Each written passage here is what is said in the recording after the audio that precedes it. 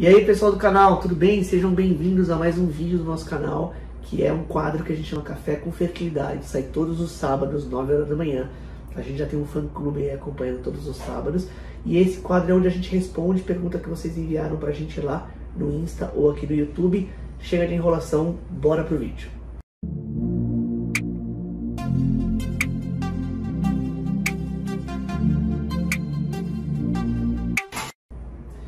Pessoal, se inscreve no canal, hein? Se inscreve aí, manda pergunta pra gente seguir. Bora lá. Pessoal, boa tarde, doutor. Tudo bem? Tudo bem, Renato? Obrigado. Esse quem mandou é o Renato Dias Silva. Acho muito legal essa interlocução que a gente tem com as pessoas que estão seguindo. Boa tarde, doutor. Tudo bem? Embrião aneuploide complexo pode tentar transferir? Vamos lá, Renato. Legal, obrigado pela pergunta. É o seguinte, existe um tipo de exame chamado de biópsia embrionária, que basicamente é um capítulo que a gente tem na reprodução, que são os diagnósticos pré-implantacionais. Ou seja, a reprodução humana deu uma oportunidade para a gente de ver o embrião antes dele implantar no útero. E tudo que a gente quiser estudar no embrião, a gente pode olhar o embrião, principalmente até a parte genética. A gente até apresentou um Journal Club depois, vou tentar deixar para a Nicole deixar aqui para vocês, que é o genoma do embrião inteiro. Acho que ficou um Journal Club super legal, onde a gente pode chegar ali com a reprodução humana. Mas vamos lá, focar na sua pergunta. Se a gente biopsia o embrião, tem basicamente duas respostas que podem acontecer. Basicamente três respostas. A primeira é o embrião ser euploide, ou seja, ser geneticamente normal. Ele pode ser um embrião mosaico, ou seja, ter uma parte dele normal e uma parte alterada. Ou ele pode ser aneuploide, tá? Que é o seu caso aqui. Beleza, quando você estuda a aneuploidia, você consegue olhar dentro de todos os problemas genéticos do embrião, qual é o problema genético que ele tem. De antemão, Renato, eu posso te responder que raramente ou quase que exclusivamente você não vai conseguir usar este embrião. Por quê? Porque esses embriões eles não geram gestação, ou se geram, um risco de abortamento, por exemplo, é muito alto. Em que situações, por exemplo, a aneuploidia pode ser transferida? Por exemplo, na síndrome de Down. A síndrome de Down é uma cromossomopatia, é basicamente a trissomia do cromossomo 21, que ele gera gestação. Então isso realmente a decisão fica com o casal, a conversa do casal com o médico. Agora, quando você coloca aneuploide complexo, essa palavra complexo dentro do estudo genético do embrião, significa que ele tem mais de uma alteração. Então ele pode ter ali uma monossomia de um cromossomo, uma trissomia do outro, ou muitas vezes ele perdeu vários pedaços, e esse embrião é realmente incompatível com a vida.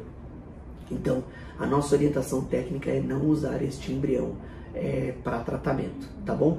E as pacientes ainda podem falar que elas ficam muito desconfortáveis com ali não usar o embrião que está no laboratório ou transferir de alguma forma. Qual que é a nossa defesa? A natureza ela produz esses embriões alterados. E esses embriões na natureza eles não implantam no útero, acabam ali na natureza tendo um desfechos que não são gestação. Então a gente acaba orientando o casal realmente a não tentar transferência. Algumas pacientes até perguntam, Luiz, eu posso transferir na vagina? Eu sei que não vai gerar gestação, mas pelo menos eu ponho em contato comigo. Aí fica muito a critério do casal, mas a gente realmente não orienta, porque se gerar uma gestação, isso pode causar problema para o casal de abortamento, assim por diante, beleza? Então, o que dá para fazer? Dá para doar para pesquisa, né? Existem vários grupos de pesquisa no Brasil, inclusive a minha, que a gente aceita esses embriões ali para estudar, para a gente, inclusive, fazer uma série de outras coisas. Isso talvez você vai estar ajudando outros casais. Eu acho que esse é um desfecho legal. Beleza? Bora para a segunda pergunta. Adriana Galdino de Moraes. Quando uma mulher não menstrua mais, mas vai fazer FIV, qual é o protocolo de preparo de endométrio? Adriana, obrigado pela pergunta. Respondendo para você, acho que tem dois pontos principais aqui. Não menstruar mais tem um ponto de o ovário parou de funcionar, ou seja, a paciente entrou na menopausa. Basicamente, menopausa é o nome que a gente dá para a última menstruação. Uma das coisas principais é saber quanto tempo a paciente ficou sem menstruar, porque o ideal era fazer uma coisa que a gente chama de teste de provocação endometrial. Dar um pouco de hormônio para a paciente voltar a menstruar, para você ver se ela vai ter ou não vai ter um endométrio adequado. Então essa é uma coisa importante, tá bom? A gente controla o ciclo da mulher e a gente consegue saber se você vai enfrentar ou não um fator uterino, beleza? Bom, respondendo ou não ao endométrio, você falou assim, vai fazer FIV, ou seja, provavelmente a paciente ainda vai estimular o ovário. Se ela não menstrua e vai fazer FIV, vai estimular o ovário, provavelmente ela não vai ter uma boa resposta do ovário, porque ela já entrou na menopausa. Então, este tratamento tem muita chance de seguir, por exemplo, com tratamento com ovo doação. E aqui só um parêntese, a gente tem muitas receptoras e muitas doadoras. Então, se você se interessar, por exemplo, pelo programa de doação, entre em contato com a gente aqui, que a gente sempre cadastra as doadoras, beleza? Beleza. E a última parte da sua pergunta, qual o protocolo de preparo de endométrio usar? Respondendo a sua pergunta de forma clara, é exatamente o mesmo protocolo que a gente usa para as pacientes que estão menstruando. É o mesmo protocolo, a gente usa estrógeno na primeira fase do ciclo e a gente usa estrógeno e progesterona na segunda fase do ciclo, beleza? A gente pode usar estrógeno por várias vias, tanto por via oral, como transdérmica, como injetável, via vaginal, ou seja, tem várias formas de usar esse estrogênio. Mas basicamente a principal é tanto via oral como transdérmica, e a gente tem que ver se esse endométrio funciona ou não, beleza? Pacientes que estão muito tempo sem menstruar podem enfrentar algum problema de atrofia, demora às vezes muito para o endométrio voltar a funcionar, beleza? Então, respondendo a sua pergunta, Adriano, o protocolo é exatamente igual, tem que ver caso a caso aqui para ver se o endométrio vai funcionar ou não. Beleza, bora para a última pergunta, da Flávia Felipe. Flávia, obrigado por enviar a pergunta aqui pra gente. E essa é uma pergunta que é muito interessante, a gente até tem vídeo no canal, que a pergunta dela é a seguinte: qual é o tempo máximo para levar o espermograma de casa para o laboratório? Então, se você for conversar com os grandes laboratórios, eles vão te dizer que é 2 horas. Basicamente, 2 horas é o tempo para levar ali entre a coleta do sêmen em casa e a análise seminal, beleza?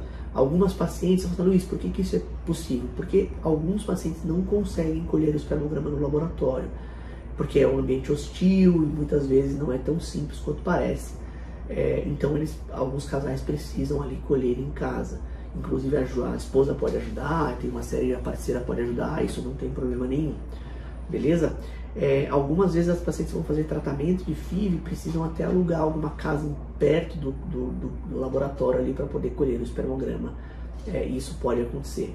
Existem várias situações médicas onde você não consegue, por exemplo, cadeirantes, que você precisa ter de algumas intervenções médicas ali para ter o espermograma do parceiro, do marido, assim por diante. Beleza? Mas, e aí eu vou abrir aqui um parênteses, a gente, nos Estados Unidos, eles enviam o espermograma, já está super utilizável nos Estados Unidos, eles usam o espermograma até pelo correio, então usando principalmente cultura, usando a temperatura adequada ali, você pode inclusive passar de um dia para o outro, que provavelmente você não vai ter problema. Beleza? Para entender melhor isso, a gente tem outros vídeos aqui no canal dessa coleta seminal em casa. Pessoal, obrigado aí pelas perguntas, esse foi o nosso Café com Fertilidade de hoje. Se inscreve no canal se isso está te ajudando de alguma forma e eu vejo vocês aí nos próximos vídeos.